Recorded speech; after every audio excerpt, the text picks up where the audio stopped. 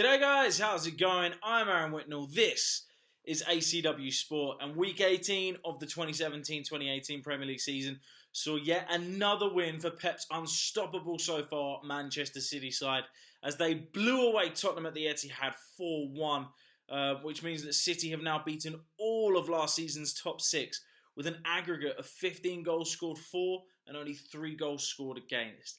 They are, at the moment, arguably the best team in Europe on form, and they are unplayable, to say the least. And Kevin De Bruyne is just on another level because Tottenham are very lucky to not have Harry Kane and Dele Alli sent off. It was a very poor performance from Spurs, really, and it actually made Man United's performance against City look good, really, when you consider United only lost 2-1. Yeah, you expected a bit more from Spurs, which is disappointing for the performance that they put in. I mean, the fourth goal from them alone was absolutely embarrassing to concede from Tottenham's point of view. The fact Dyer missed the ball and then went through Lloris's legs, which meant that Raheem Sterling could just walk it into the net. Absolutely abysmal defending from Tottenham. So was their first goal, really, from City's perspective. From Spurs' perspective, the goal that City scored. Gundogan completely unmarked in the box, given a free header. Seriously, what is going on? Don't get me wrong. De Bruyne's goal and also the third goal for City were just wonderful bits of play. Not really too much Spurs could do about it, but yeah, the other two goals just really mystifying as to what Spurs were doing. I think it just sums up how good City were when you consider that Ederson, the goalkeeper, had 26 successful passes in the game, more than any Spurs player, which is incredible. The closest was Christian Eriksen with 24. But yeah, City, they're just absolutely flying, and I'm kind of running out of things to say about them, to be honest with you. Yeah, they're just brilliant. Absolutely brilliant. And they're kind of killing the league because of how good they are. Because when you look at the likes of United and Chelsea, Liverpool, Arsenal, even though they all did well, the fans, there isn't the same buzz around the wins because City are that good. And everyone knows that the league is pretty much over. You know, United and Chelsea, this shows how good City have been when you consider that Man United, at the moment, the points they're on, any other season would be top of the Premier League. But, yeah, over the last 6 seasons, would have been top of the Premier League. But City have just been that good that they are absolutely destroying the Premier League, to say the least, in terms of how they're playing. So, yeah, the only thing that I can see tripping City up are themselves for just something to go wrong. But you just can't see it happening. But yeah, another great win for City. The chasing pack, Manchester United, they picked up a close and nervy 2-1 win away at West Brom.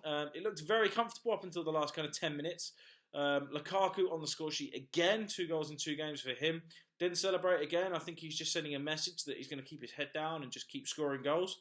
Fair play to him, no dramas. Jesse Lingard again, proving his worth in that team by scoring the second via a deflection, but good goal from him. But Gareth Barry brought West Brom back into it, who late on really rallied and tried to get that draw, but for most of the game, United didn't have to get out of third gear, to be honest with you. It really wasn't a good game to watch. But hey, a win's a win for United, and again, they just keep themselves second, keep themselves ticking along. You can kind of say the same for Chelsea. They beat Southampton 1-0. Chelsea were very dominant. Bit weird that Charlie Austin started on the bench for Southampton when he's been their best player over the last few weeks. So that's an interesting decision for Pellegrino to make. And Southampton, from what I understand, looked a much different and much better team when Charlie Austin did come on. Up until then, it was just Chelsea controlling the game. As you can probably tell by the scoreline, not too much happened. I mean, a wonderful free kick from Marcos Alonso is what separated the sides. But I do wonder, looking at the replays, whether Fraser Forster could have got across his line a bit better. But maybe that's just me being harsh. But again, good win for Chelsea, just keeps them ticking along as well. Liverpool, they won 4-0 at Bournemouth. And again, I'm going to have to talk about that magic Egyptian, Mohamed Salah. He becomes the first Liverpool player to score 20 goals in a season since Luis Suarez did so for Liverpool. And we're not even at Christmas yet. He also becomes the first player in the Premier League to score 20 goals in all competitions. And just to give you an idea as to just how incredible that is, Eden Hazard has never scored 20 goals in a season for Chelsea. So there's a big question for you there. Who is better, Mohamed Salah or Eden Hazard? Comment below and let me know. I'm really interested by that. But yeah, another good win for Liverpool. Keeps them into the top 4, which is good. But Arsenal kept the pressure up on them with a 1-0 win at home to Newcastle thanks to a wonderful volley from Mesut Ozil, who in recent weeks has been brilliant for Arsenal, although they did get a bit lucky because late on, Newcastle squandered a glorious chance when Perez was given a free header, pretty much one-on-one with the keeper, and I honestly think 9 times out of 10 he would have buried it, put him in the bottom corner, but he didn't. He squandered it, and Arsenal went away with all 3 points, meaning that Newcastle are back in the relegation zone, which really isn't good because I think they've only won 1 of their last 9 games, which is unbelievable when you consider it. But I just wonder, as much as Benitez is an incredible manager, is he sending the wrong messages when he's talking about his squad? Because when you look at Burnley, for example, Huddersfield, Brighton, they're all doing very, very well. And when you consider Newcastle won the Championship last year, and obviously Brighton and Huddersfield came up with them, and look, Burnley, when you even look at their squad, you wouldn't say they've got a great squad, but look how well those 3 teams are doing. Yeah, I just wonder if Benitez is putting the wrong mindset in those players and making them feel like they're not good enough, and maybe that's why they're struggling. But maybe I'm wrong. Anyway, Newcastle fans, if you're watching, let me know. I'd be really interested to hear what you think. Then on to the big surprises of the weekend.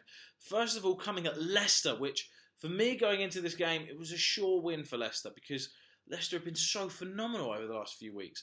Palace destroyed them at home, ending 3-0 to Palace at Leicester. And these were Palace's first away goals of this season. They haven't actually scored away from home since April, Crystal Palace, which is absolutely mind-blowing. And look, Christian Benteke, fair play to him. I feel really good for him because obviously last week he was the main villain after missing that penalty. He was the hero this week, scoring Palace's first goal, getting them on the road. And to be fair, Palace, all 3 of their goals were brilliant. Zaha's goal was wonderful, and Sakho's goal to finish things off. Wonderful curling effort into the top corner. Beautiful finish. Great win for Palace, and I think they're out the relegation zone now, which is unbelievable when you consider the starts of the season that they had. The other big shocks came, firstly, at Watford. I was actually at this game. Here's the view that I had. But, I just couldn't believe how awful Watford were. And I know Marco Silva said that it was the worst display of the season. It really was. They were terrible in this game. But credit to Huddersfield because they were brilliant. And I know they got lucky with the first goal and the fact that 3 times Huddersfield should have been given offside. But there was no excuse for how bad Watford played. And sadly, Troy Deeney let the team down, diving in the way that he did. That was a definite red card. You couldn't deny that. Even from where I was sitting behind the goal, it looked like a red card from there. Just because he lunged in too aggressively. So yeah, you can't really deny that. But no, fair play to Huddersfield. Their second away win of the season. Their first away win since the opening day. And their first goal away from home, or goals away from home since the opening day as well. So this is a massive, massive win for them. Then the other and kind of final big result of the weekend that really shocked everyone was West Ham's 3-0 win at Stoke.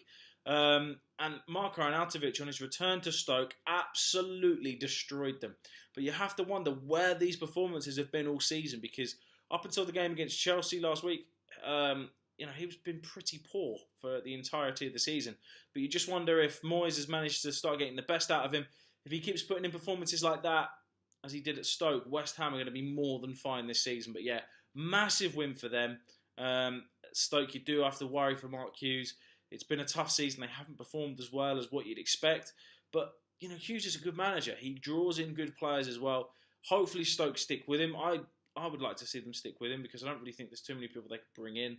I do think he will turn it around. But yeah, it's just a real rough ride for Mark Hughes at the moment and Stoke. But hopefully they'll get out of it. But he needs to sort that defence out quickly.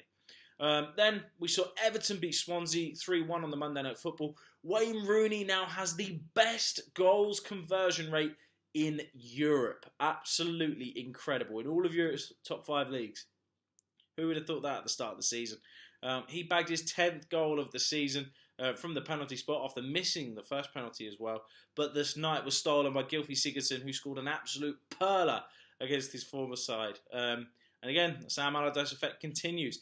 Everton now up to 9th, and they're only 6 points off of Spurs, and only 1 point behind Leicester in 8th. So yeah, you do have to wonder where Everton are going to go, but big test for them in the next game against Chelsea.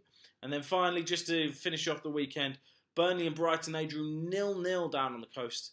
But despite this draw, Burnley still remains 6th, and their incredible season continues. So yeah, Fair play to both of them. But yeah, that pretty much sums up everything that happened in the Premier League over this weekend.